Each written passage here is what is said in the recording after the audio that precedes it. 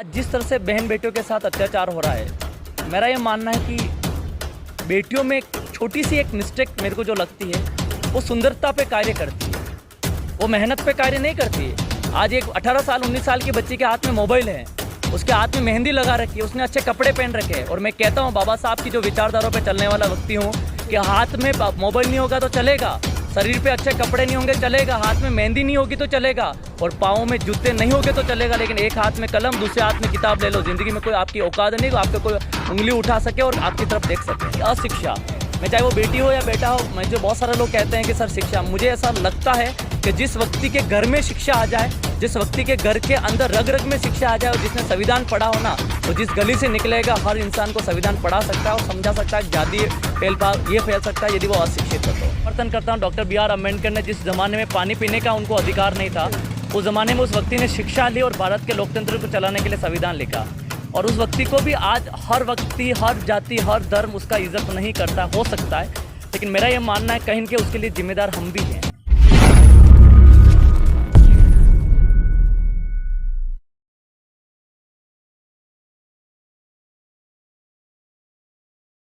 और इसी कड़ी में वक्ता के तौर पे पहुंचे हैं राजस्थान से राहुल मेघवाल जी। तो उन्हीं से जानना चाहूँगी, राहुल मेघवाल जी, जिस तरह से आपका तेज़ तर्रार वक्तव्य रहा खासकर युवाओं के लिए, और मैंने सुना है कि आप राजस्थान में बहुत अच्छा काम कर रहे हैं युवाओं को एक मार्गदर्शन देने के लिए, तो पहले थोड़ा सा बेसिक जानना चाहूँगी किस तरह से काम कर रहे हैं वहाँ पर। सबसे पहले लोकतंत्र का चौथा स्तंभ जिसको हम पत्रकारिता कहते हैं, उसके माध्यम से आपके NB न्यूज़ चैनल तथा साथ में जितने भी दर्शक महोदय, उन तमाम लोगों का धन्यवाद अर्पित करता हूँ। मैं जब गांव से निकलता हूं तो हर इंसान ये कहता है गांव वाला व्यक्ति आगे नहीं बढ़ सकता है। मैं ये समझता हूं कि मैं गरीब घर में पैदा हुई, मेरी गलती नहीं है, लेकिन मेरे माता पिता उसी गरीब घर में रह के मर जाए, ये सबसे बड़ी मेरी गलती होगी। मैंने जब ज़िंदगी में बहुत सारी दिक्कतें देखी, बहुत सारी परेशानियाँ देखी, तो मैं इस चीज़ का कमज़ोर नहीं बनना चाहता था। मैं चाहता था कि ऐसा ज़िंदगी में बड़ा काम करना जिसमें छोटी सी आंखों में बड़ा सपना देखने के वाला बच्चा गांव से निकल कर वो ये गरीबी का रोना रोने के बाद यदि गवर्नमेंट सर्विस में नहीं जा पा रहा है तो क्यों ना उसके लिए सहारा बने। मैंने बीटेक किया, बीटेक की नौकरी छोड़ने के बाद गवर्नमेंट जॉब की प्रिपरेशन कराने के लिए बच्चों के लिए फ्री कोचिंग की व्यवस्था कराई उदयपुर के अंदर, और लगभग 26,778 बच्चे हमने अब तक प्रतियोगी परीक्षा की निःशुल्क कोचिंग हम उदयपुर नहीं, राजस्थान नहीं, पूरे भारत के बच्चों को दे चुके हैं हम। आप ये कोचिंग दे चुके हैं, तो सफलता कितने बड़े स्तर पर मिली है? 458 बच्चे अभी तक सरकारी सेवा में हमारे हैं। और सबसे बड़ी बात किसी चीज़ की, जब बच्चा अपने आप में ये सोचता है कि मेरा पैसों की तंगी से, आर्थिक तंगी से मैं पढ़ नहीं पा रहा हूँ, यदि वो बच्चा वहाँ आता है, चाहे उसके पास दरी नहीं है बैठने के लिए, चाहे कोई फैसिलिटीज़ नहीं है, लेकिन बच्चों की आंखों में सपना है, क्योंकि सपने उनके पूरे नहीं होते जिनके ख्वाब बड़े होते हैं, सपने पूरे उनके होते हैं जो जिद पर अड़े होते हैं। और हमारा तमाम जितने भी बच्चे हैं सारे अपने आप की जिद है सरकारी नौकरी लेने की।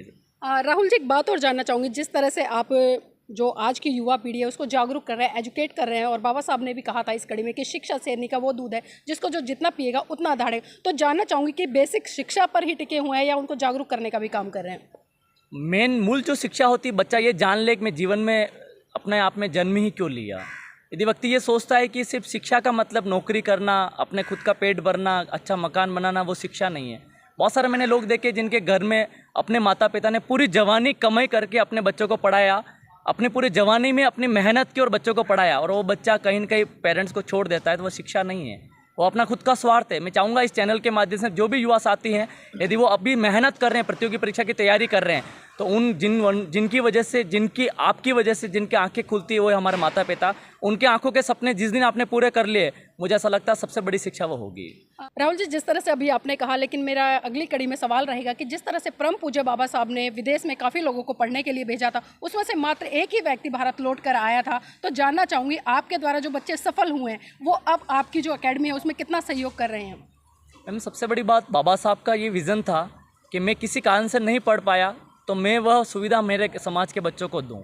और सही बात है कि जो लोग वाकई में मेहनत करते हैं और जो साथ देते हैं उनको सबसे पहले भूलते हैं। और सच कहूँ, बाबा साहब ने तभी कहा था कि मुझे पढ़े लिखे लोगों ने धोखा दिया, और ये मानता हूँ मैं कि जो पढ़ा लिखा ज़्यादा बन जाता तो उसको भूल जाता जहाँ से वो उठा है। मैं जिन बच्चों को हमने पढ़ाया, मैं मानता हूँ कि उनकी आर्थिक तंगी बहुत मजबूत नहीं थी, उनका वाकई में पढ़ने की इच्छा थी, हमने पढ़ाया, लेकिन उनको साथ में पढ़ा के ये महसूस भी कराया है कि जिस देश, जिस जगह से, जिस स्थान से आप प्रतियोगी परीक्षा की निःशुल्क कोचिंग कर रहे हैं। कुछ करें या नहीं करें, एक बार बच्चों को आके ये बता दो कि मैं इसी दरी पर बैठकर नौकरी लगा हूँ, मैं लग सकता हूँ, तुम भी लग सकते हो। लगभग सारे बच्चे हमारे पास वापस आए हैं। जी सर, जिस तरह से आपने अपने वक्तव्य में बताया कि आप तमाम स्टूडेंट्स को एजुकेशन दे रहे हो, तो मैं ये भी जानना चाहूँगी कि कोई भी व्यक्ति, चाहे मैं आपकी ही बात करूँ, आप अगर सफल हो जाते हैं तो आपकी जो जिम्मेदारी वो आपके परिवार के प्रति ज़्यादा होती है या फिर समाज के प्रति? मैं ये समझता हूँ यदि कोई इंसान ईमानदार है, वफादार है, तो सबसे पहली जिम्मेदारी खुद के प्रति होती है। खुद के प्रति होने का मतलब ये है कि यदि वो चाहता है कि समाज की वजह से मैं यहाँ हूँ और समाज को मेरी ज़रूरत है, तो मुझे ऐसा लगता है समाज के अंदर लोग आते हैं और लोगों में हमारा परिवार आता है और परिवार से हम आते हैं। तो समाज जहाँ है इसका मतलब हम उसके अंदर इन्वॉल्व है। तो मुझे ऐसा लगता है जिस व्यक्ति ने समाज को तराशा है, चाहे बाबा साहब की बात करूं, चाहे जितने भी हमारे समाज के ऐसे बात अच्छे मार्गदर्शक बने, समाज को जिसने हाथों में लिया है, परिवार उसके अंदर अपने आप आ गया है। तो उसमें परिवार की तरक्की अपने आप इनबिल्ट छुपी हुई है। लेकिन बाबा साहब ने जिस तरह से काम किया, उन्होंने अपना पर्सनल देखकर नहीं किया बल्कि समाज के लिए किया, तभी वो आज लोगों के बीच में जिंदा है। मैं ये समझता हूँ बाबा साहब जैसा विचारक, उसके लिए पूरा समाज ही परिवार था। उन्होंने जब चौथा बच्चा मर रहा था तब उनकी पत्नी ने कहा कि अपना चौथा भी मर रहा है। उन्होंने कहा कि उस सम्मेलन में यदि मैं नहीं गया ना, तो यहाँ एक बच्चा मर रहा है, मेरे पूरे परिवार का सारे बच्चे मर जाएंगे। ये सोच थी। ये सोच एक परिवारवाद में नहीं हो सकती, ये सोच पूरे समाजवाद में हो सकती है। और मुझे अलग सा लगता है बाबा साहब से बड़ा कुछ मत सीखिए। कुर्बानी, अपने आप की जिम्मेदारियाँ, अपने आप में कैसा एंथुसियाज्म में समाज को आगे बढ़ा सकते हैं, वो सीख सकते हैं। लेकिन बहुत सारे लोगों ने, मैं ये नहीं कहूँगा इस मंच के माध्यम से, लेकिन ज़रूर कहूँगा कि बहुत सारे लोगों ने सिर्फ बाबा साहब को, उनके नाम को, उनके जय भीम को सिर्फ यूज़ किया है, और यूज़ ही नहीं अपितु मिसयूज़ किया है। मुझे ऐसा लगता है कि जिस व्यक्ति ने पूरे भारत ही छोड़िए पूरे विश्व में ये कहा, नॉलेज ऑफ द सिंबल या सिंबल ऑफ द नॉलेज किसी को कहा जाए, डॉक्टर बी आर अम्बेडकर को कहा जाए, तो वो ऐसा ही नहीं कहा गया। और मैं हमेशा एक बात कहता हूँ मैम, कि जो लोग कहते हैं ना कि बाबा साहब को इसलिए मौका मिला कि वो दलित थे इसलिए उनको संविधान, आप सोच के चलो, संविधान जब लिखने की बारी आई, बाबा साहब को इसलिए नहीं मिला कि वो दलित थे, इसलिए तक उनसे पढ़ा लिखा व्यक्ति कोई नहीं था। सोचो उस टाइम पे जब पानी पीने का अधिकार नहीं था, उन्होंने इतना बड़ा संविधान लिख दिया। आज के युवा साथियों को उनसे छोटी सी सीख लेनी है। हमारे माता पिता सुबह से शाम तक मजदूरी करते हैं, न जाने कितने काम करते हैं, और बच्चा चपड़ासी नहीं बन पा रहा है। कितना बड़ा शर्म का विषय है। खुद के भविष्य के लिए नहीं सोच पा रहा है, क्योंकि वो सोशल मीडिया में बिजी है, क्योंकि वो एक दूसरे को मिस कॉल मारकर बातें करने में बिजी है, क्यों वो खुद पर ध्यान नहीं दे रहा है। इसलिए मैं कहता हूँ कोई समाज का बंदा आगे तभी बढ़ सकता है जो खुद पर ध्यान दे, और खुद से स्टार्ट होता है समाज, और समाज से परिवार अंदर आ जाता है। जी, बाबा साहब के कोटेशन है, लो एम इज क्राइम, छोटा लक्ष्य अपराध है। तो जब आप अपने स्टूडेंट्स को पढ़ाते हैं तो छोटा लक्ष्य निर्धारित करके पढ़ाते हैं या फिर बड़ा लक्ष्य निर्धारित करते हैं? बाबा साहब ने ये कहा कि छोटा लक्ष्य अपराध है, क्योंकि उस टाइम पे परिस्थितियाँ अलग थी। जी, उस टाइम पे इसलिए था कि उस टाइम पे जातिवाद इतना हावी था, हर जगह छोटी छोटी बातें हावी थी। एक नाली का पानी दूसरी नाली में जा रहा, लोग लड़ाइयाँ हो जाती थी। इसलिए उन्होंने सोचा छोटा सोचेंगे यहाँ तक रह जाएंगे, इसलिए उन्होंने पंचायत का विरोध किया। गांधी जी इस फेवर में थे, लेकिन मैं समझ सकता हूँ कि पंचायत का विरोध करने के पीछे रीज़न ये था कि हमारे लोग यदि गाँव में बसते और गाँव में पंचायत लागू होगी, दलाल बन जाएंगे, और दलाल हमारे बच्चों को, हमारे घर लोगों को आगे नहीं बढ़ने देंगे। तो मुझे ऐसा लगता है इसलिए उन्होंने कहा कि गाँव छोड़िए, अब शहरों पर राज कीजिए। उनकी उंगली इसलिए संसद भवन की थी, इसलिए उनका सबसे बड़ा सोचना था। और मेरा यह मानना है कि आज का परिपूर्ण थोड़ा सा अलग है। बच्चे के सुबह उठने के बाद रात को सोने से पहले यदि उसके पास आर्थिक तंगी है, तो मुझे ऐसा लगता है कि उसको समाज सेवी नहीं बनना चाहिए। इतनी सेवा कर लेनी चाहिए, जिन्होंने उनको जन्म दिया उनकी आंखों में आंसू उसकी वजह से नहीं आए। सबसे बड़ी बात। जी राहुल जी, एक चीज़ और जानना चाहूँगी, क्योंकि आप जिस समाज से आते हैं कहीं ना कहीं उसका प्रतिनिधित्व भी करते हैं, तो आपके इंस्टीट्यूट में या जितने भी आप बच्चों को पढ़ा रहे हैं उसमें सिर्फ पर्टिकुलर बहुजन समाज से आने वाले बच्चे हैं या अदर्स भी बच्चे आते हैं? नहीं, सारे बच्चे आते हैं, सभी जाति वर्ग धर्म के आते हैं। उसका एक कारण बताऊँ मैं आपको। बाबा साहब कभी ये नहीं कहा था कि ये जाति बुरी, ये जाति अच्छी है।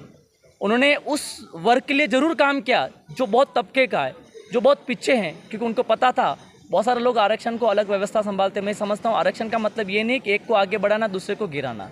आरक्षण का मतलब ये था जो लोग मूल धारा में नहीं आ पाए, मूल विचारधारा में नहीं आ पाए, जिनको मूल अधिकार नहीं मिल पाए, उनको आरक्षण के माध्यम से बराबरी का दर्जा मिले, इसलिए उन्होंने आरक्षण की व्यवस्था करे। और मुझे ऐसा लगता है कि हर व्यक्ति बाबा साहब के विचारों को पढ़ ले, स्पेशल महिला का, चाहे वो किसी भी जाति वर्ग धर्म की है, पढ़ ले तो वो अपने आप में अभिमान करेगी कि सबसे बड़े पूजनीय कोई है तो वो बाबा साहब हैं। जी, आपने बाबा साहब की बात की, तो बाबा साहब समानता की बात करते थे, लेकिन जिस तरह से राजस्थान में हम देखते कि हर महीने 15 दिन के बाद जातीय आधार पर हिंसाएं होती है, बहन बेटियों के साथ में दुष्कर्म होता है, तो उन घटनाओं को किस तरह से रोकने में, या जो आपके स्टूडेंट्स हैं उनको किस तरह से जागरूक करते हैं कि जो जातीय भेदभाव है वो आपस में ख़त्म हो? देखो, सबसे बड़ी बात मैं बताऊं, मैं भारतीय संविधान पढ़ाता हूं, और मुझे ऐसा लगता है कि जिसके दिमाग में जाति है और वो जाति नहीं जाती है तो वो इंसान नहीं है, उसके अंदर मानसिकता अच्छी नहीं है। मैं समझता हूँ हर व्यक्ति को ये समझना चाहिए जाति व धर्म से ऊपर उठकर एक मानवता की बात करें। हम जिस कोचिंग संस्थान को चलाते हैं वहाँ पर पढ़ाने वाले सभी जाति व धर्म के, पढ़ने वाले सभी जाति व धर्म में हमने ये मुहिम चला रखी, चाहे आप दरी पर बैठे या नहीं बैठे, कीचड़ पर बैठे या नहीं बैठे, लेकिन अपनी मानवता का परिचय सबसे पहले दे, जाति व धर्म उसके अंदर नहीं आना चाहिए। और रही बात आपने जो क्वेश्चन पूछा कि जिस तरह से राजस्थान, मैं राजस्थान की बात नहीं करूँगा क्योंकि मैं राजस्थान का हूँ, इसलिए मैंने अपराध को देखा है, सुना है, अखबारों के माध्यम से, आपके सोशल मीडिया के माध्यम से, प्लेटफॉर्म से मैंने देखे हैं। लेकिन पूरे भारत में ये चीज़ चल रही है कि कहीं न कहीं किसी व्यक्ति को उसकी जाति, उसके वर्ग, उसके धर्म के नाम से आंका जाता है। मुझे ऐसा लगता है भारत का संविधान बनने के बाद भी इस तरह से बात आ रही है, तो मुझे इस बात का बड़ा दुख होता है। यदि भारत का संविधान नहीं होता तो लोग कहाँ होते हैं। मैं बड़ा धन्यवाद देता हूँ डॉक्टर B.R. अम्बेडकर साहब को, जो जहाँ पर भी हैं संविधान के माध्यम से हर व्यक्ति अपने जीवन को गरिमामय जीवन जी पा रहा है, हर व्यक्ति अपने आप के रेस्पेक्टफुल ज़िंदगी जी पा रहा है। फिर भी इस तरह से दुष्कर्म हो रहे हैं तो मुझे ऐसा लगता है जहाँ की स्थानीय सरकार, चाहे वो किसी भी स्टेट की है, उनको ऐसा डिसीजन लेना चाहिए, क्योंकि एक व्यक्ति के वोट से, एक जाति के वोट से, एक धर्म के वोट से सरकार नहीं बनती है। ये सरकार बनती है, सबका इन्वोल्यूशन होता है। और मुझे ऐसा लगता है कि जो धर्म के ठेकेदार, जाति के ठेकेदार है, उनके दिमाग में ये आना चाहिए कि सबसे पहले जिस जाति से, जिस वर्ग, जिस धर्म से और सबसे पहले मानवता से निकले हैं तो वहाँ उसके लिए काम करें। यदि वो वाकई में बड़ा काम करते हैं, ऐसे संसद में बैठकर कानून बनाते हैं, तो मुझे ऐसा लगता है कि आने वाले टाइम में राजस्थान छोटी पूरे भारत में कहीं ऐसी अव्यवस्था नहीं होगी। जी, अभी राजस्थान में पिछले दिनों, अभी कुछ दिन पहले की बात है, लमसम में 1 हफ्ते की बात हुई होगी, बैरवा समाज की बेटी के साथ में इतना दुष्कर्म हुआ, उस पर तेजाब डाला गया, उसको मारा गया। तो इस तरह की घटनाओं को किस तरह से देखते हैं? क्या देश आज विकास कर रहा है? मेरा ये मानना है, क्योंकि मैं एक शिक्षक हूँ, मैं इस प्लेटफॉर्म पे कम बात करता हूँ, लेकिन आपने आज ये पूछा है इसलिए मैं बताना चाहूँगा कि आज जिस तरह से बहन बेटियों के साथ अत्याचार हो रहा है, मेरा ये मानना है कि बेटियों में छोटी सी एक मिस्टेक मेरे को जो लगती है, वो सुंदरता पे कार्य करती है, वो मेहनत पे कार्य नहीं करती है। आज एक 18 साल 19 साल की बच्ची के हाथ में मोबाइल है, उसके हाथ में मेहंदी लगा रखी है, उसने अच्छे कपड़े पहन रखे हैं, और मैं कहता हूँ बाबा साहब की जो विचारधाराओं पे चलने वाला व्यक्ति हूँ कि हाथ में मोबाइल नहीं होगा तो चलेगा, शरीर पे अच्छे कपड़े नहीं होंगे चलेगा, हाथ में मेहंदी नहीं होगी तो चलेगा, और पाँव में जूते नहीं होंगे तो चलेगा, लेकिन एक हाथ में कलम, दूसरे हाथ में किताब ले लो। ज़िंदगी में कोई आपकी औकात नहीं, आपका कोई उंगली उठा सके और आपकी तरफ देख सके। सर, अगर मैं राजस्थान के साथ साथ में अन्य राज्यों की भी बात करूँ तो जिस तरह से आज जातीय भेदभाव हो रहा है, जातीय अत्याचार हो रहा है, तो डॉक्टर अम्बेडकर जी ने, कन्फ्यूज हो गई सर, नहीं वही बता दो, से आगे बोल दूंगी ना, डॉक्टर सर, जिस तरह से आज देश में तमाम एट्रोसिटी हो रही है, खासकर मैं जातीय भेदभाव की करूँ या जातीय अत्याचार की बात करूँ, तो जो डॉक्टर अम्बेडकर थे उन्होंने जातीय भेदभाव का जो एक बेसिक कारण रहा वो किसको माना था? सबसे पहले जातीय यदि भेदभाव हो रहा है, मैं यदि आपसे पूछूं कि आपके साथ कभी भेदभाव हुआ क्या, आप कहेंगे नहीं, शायद जहाँ तक मुझे पता है, क्योंकि आप पढ़े लिखे हैं, आप शिक्षा में आगे हैं, आप ये जानते हैं कि शिक्षा का मूल अधिकार क्या है। मुझे ऐसा लगता है मैं भारतीय हूँ और आर्टिकल नंबर 12 से 35 के बारे में मैं नहीं जानता हूँ, और मैं बड़ी बड़ी संविधान की बात करता हूँ। मुझे अपने खुद के मूल अधिकार नहीं पता जो बाबा साहब के द्वारा दिए हुए हैं एक इंसान के जीवन को, गरिमामय जीवन को बनाने के लिए। तो मुझे ऐसा लगता है सबसे बड़ी अशिक्षा, मैं चाहे वो बेटी हो या बेटा हो, मैं जो बहुत सारे लोग कहते हैं कि सर शिक्षा, मुझे ऐसा लगता है कि जिस व्यक्ति के घर में शिक्षा आ जाए, जिस व्यक्ति के घर के अंदर रग रग में शिक्षा आ जाए और जिसने संविधान पढ़ा हो ना, वो जिस गली से निकलेगा हर इंसान को संविधान पढ़ा सकता है और समझा सकता है, जाति फैल सकता है यदि वो अशिक्षित है तो। सर, जिस तरह से आपने बात करी, लेकिन अगर मैं यहाँ पर बात करूँ डॉक्टर B.R. अम्बेडकर जी की, जो कि विदेश से PhD की डिग्री लेकर आए थे, और मैं कहूँगी कि अगर विश्व में उनकी तुलना की जाए तो 5 बुद्धिजीवी 5वें नंबर पे वो आते हैं, लेकिन उसके बावजूद भी जातीय आधार पर उनके साथ में भारत में भेदभाव हुआ। और आज भी विडंबना है कि तमाम सरकारें आई हैं, लेकिन आज बाबा साहब को पूरी तरह से सम्मान नहीं दे पा रही है। तो जो आपकी बात है शिक्षित की, वो कहीं ना कहीं आपस दोनों मेल नहीं खाती। बिल्कुल सही बात है। मेरा ये मानना था कि इंसान के जाति भेदभाव का कारण कहीं हो सकता है अशिक्षा है। और दूसरा आपने जो क्वेश्चन पूछा उस बात का भी मैं समर्थन करता हूँ। Doctor B.R. अम्बेडकर ने जिस ज़माने में पानी पीने का उनको अधिकार नहीं था, उस ज़माने में उस व्यक्ति ने शिक्षा ली और भारत के लोकतंत्र को चलाने के लिए संविधान लिखा। और उस व्यक्ति को भी आज हर व्यक्ति, हर जाति, हर धर्म उसका इज्जत नहीं करता, हो सकता है, लेकिन मेरा ये मानना है कहीं के उसके लिए जिम्मेदार हम भी हैं। उस व्यक्ति ने इतना संघर्ष किया, इतनी मेहनत की, अपने बलबूते पर एक व्यक्ति ने इतना ज़बरदस्त कारनामे कर दिए कि वाकई में भारत को अपने आप में जीवन को गरिमा में जीवन ठहरा दिया। सबसे बड़ी विडंबना जो आती है आज बहुत सारे लोगों में दिमाग में ये गुस्सा है कि इस जाति का है, इस वर्ग का, इस धर्म का है, तब जाके मुझे ऐसा लगता है कि वो लोग जिनके दिमाग में जाति हैं, धर्म है, वर्ग है, छुपा हुआ है, चाहे वो सामने नहीं दिख रहा है, वो लोग ही बाबा साहब की इज्जत नहीं करते। बाकी मैंने बहुत सारे लोग देखे हैं जिन्होंने संविधान पढ़ा है, बाबा साहब को पढ़ा है, वो जानता है कि यदि मेरी पत्नी है, किस ज़माने में आज से 50 साल पहले वो सिर्फ घर में रहती थी, यदि उसका पति मर जाता था शायद उसको 4 दीवारें में रहना पड़ता था काले कपड़े पहनकर, लेकिन ये अधिकार दिलाए महिलाओं को। आज मेरी पत्नी, मेरी बहन को, मेरी माँ को किसने अधिकार दिलाए, चाहे मैं किसी भी जाति व धर्म से हूँ, वो डॉक्टर B.R. अम्बेडकर के हैं, तो शायद उसके लिए वो व्यक्ति बाबा साहब को कभी नहीं बोल सकता है। सर लेकिन जिस तरह से अगर आज हम भारत देश में देखें तो जितने भी भेदभाव हो रहे हैं, जितनी भी एट्रिसिटी हो रही है, वो कहीं ना कहीं जातीय आधार तो है, लेकिन कहीं ना कहीं उसमें धर्म की बहुत बड़ी महत्वपूर्ण भूमिका है, जिसमें कि परम पूज्य बाबा साहब ने 1956 में साफ साफ इस देश के लोगों को एक संदेश दिया था कि मैं हिंदू धर्म में पैदा हुआ लेकिन मैं हिंदू धर्म में मराऊंगा नहीं, और 14 अक्टूबर सन 1956 को उन्होंने हिंदू धर्म छोड़कर बौद्ध धर्म ग्रहण किया। तो इस दिशा में क्या सोचते हैं आप? मेरा यूँ मानना है कि बाबा साहब ने उस ज़माने में जो देखा, जो उनके साथ हुआ, वो उनका निर्णय सही था। क्योंकि जब इंसान जलित होता है, जब इंसान देखता है, और सबसे बड़ा बाबा साहब खुद के लिए नहीं जीते थे। बाबा साहब ये सोचते थे मैं जिस रास्ते पे जाऊंगा, मेरे जहाँ पाँव लगेंगे वहाँ लोग चरण चूमेंगे, वहाँ की मिट्टी को घर पे ले जाएंगे, क्योंकि बाबा साहब ऐसे पथ निर्देशक थे। रही बात आपके इस क्वेश्चन की, जिस तरह से धर्म के हिसाब से भेदभाव होता है, मुझे ऐसा लगता है कि जो जिस जाति जिस धर्म से आता है वो अपने आप को श्रेष्ठ मानता है और सामने वाले को बेकार मानता है, छोटा मानता है। और मैं मूल अधिकारों को पढ़ाता हूँ। आर्टिकल नंबर 25 ये कहता है कि आप किसी भी धर्म को माने, इसमें कोई दिक्कत नहीं, लेकिन किसी भी धर्म का अपमान ना करें। लेकिन मुझे वही बात वापस आती है क्योंकि मैं शिक्षक हूँ, जो इंसान संविधान पढ़ता है उसके लिए कोई मायने नहीं रखता, क्योंकि मेरे साथ कभी इस तरह का भेदभाव नहीं हुआ। क्योंकि मैं जानता हूँ कोई इस इंसान इस तरह से कर रहा है तो मुझे उसको किस तरह से जवाब देना है। जी बहुत बहुत धन्यवाद राहुल जी हमारे साथ जुड़ने के लिए आज की इस महत्वपूर्ण चर्चा में। और देखिए राहुल जी ने बिल्कुल स्पष्ट कर दिया, अगर आज जिस व्यक्ति के पास में शिक्षा होगी उसका कोई भी शोषण नहीं कर सकता। तो आज जरूरत है इस देश की प्रत्येक युवा पीढ़ी को, चाहे वो बेटी हो या बेटा हो, पहले उनको शिक्षित होना पड़ेगा, और वो शिक्षित हो गए तो स्वाभाविक सी बात है उनको जागरूक भी होना पड़ेगा। लेकिन यहाँ जरूरत है शिक्षा के साथ साथ में लोगों को जागरूक होने की भी, क्योंकि अगर जागरूक नहीं हुए तो फिर वही ढाक के 3 पात, फिर परम पूज्य बाबा साहब वाली बात सिद्ध हो जाएगी कि मेरे पढ़े लिखे समाज के लोगों ने मुझे धोखा दिया।